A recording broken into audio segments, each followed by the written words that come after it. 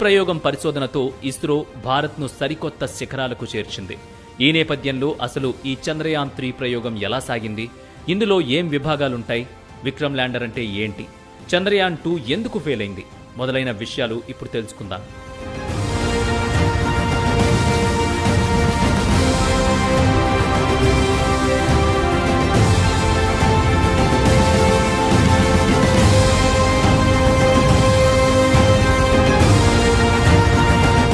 దాదాపు 615 కోట్లతో ఈ చంద్రయాన్ ప్రాజెక్టు చేపట్టారు.